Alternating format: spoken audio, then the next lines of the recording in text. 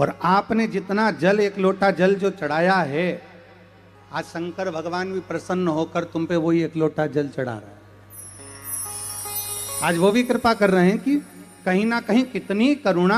आज हम कथा चल रही थी रतनगढ़ में, और दोपहर में 3 बजे कथा को विराम करना पड़ा। इतना जल और इतना आंधी तूफान आया कि 3 बजे कथा को विराम दे दिया।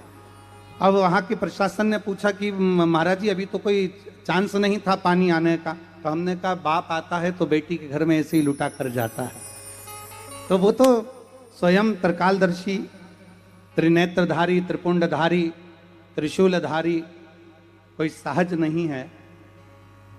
हम अगर एक अक्षत का दाना भी शंकर को दे रहे हैं, या हम एक बेलपत्र भी शिव को समर्पित कर रहे हैं, एक लोटा जल भी हम शिव को दे रहे हैं, तो वो हमको वापिस ही मिलना है।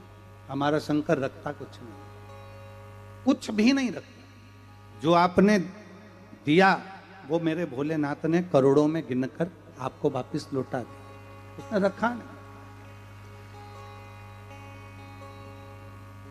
1 कदम, 2 कदम, 5 कदम, 10 कदम चलकर शंकर का शिवालय जब आप जाते हैं, लोग कहते हैं कि लीलाबाई शिवालय गई, कोई कहे कमलेश शंकर के मंदिर गया, पर सत्यता यही है कि जब शिव आपके हृदय में बैठते हैं तो हाथ पकड़कर भगवान शंकर अपने मंदिर तक स्वयं अपने भक्त को लेकर जाते हैं। और किसको? हर किसी को लेकर जाते भी नहीं। डीडवाना में कितना लोग रहता होगा, कितने लोग निवास करते होंगे? क्या सब शंकर के मंदिर जा सकते हैं? जम के बोलो जरा। नहीं, कोई नहीं जा पाएगा। जाएगा वही जिसको मेरा शिव बुलाएगा, या किसी का काम साधना होगा।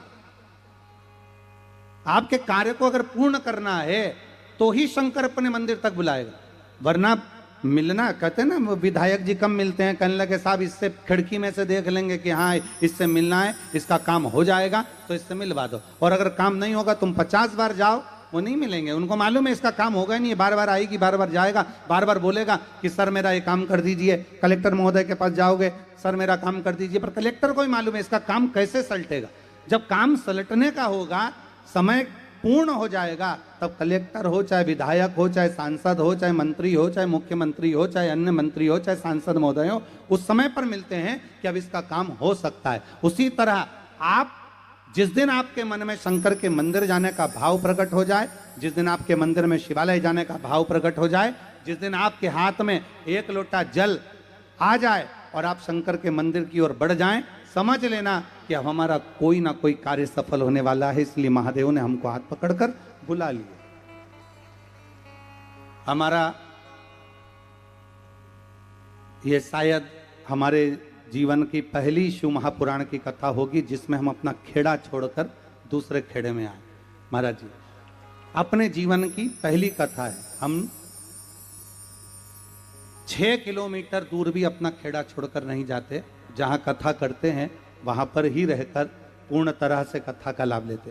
पर स्वामी जी सरकार का इतना आशीर्वाद, हम आते आते हमको जो जयपुर वाले भैया लेकर आ रहे थे पारिक जी, तो हम उनसे कह रहे थे कि ये तो स्वामी जी सरकार का प्रेम इतना है कि उनसे जुड़ता वही है जिन पर उनकी कृपा होने वाली होती है। तो स्वामी जी सरकार का इतना स्नेह है, इतनी करुणा है जो खींच कर यहाँ तक लेकर आते।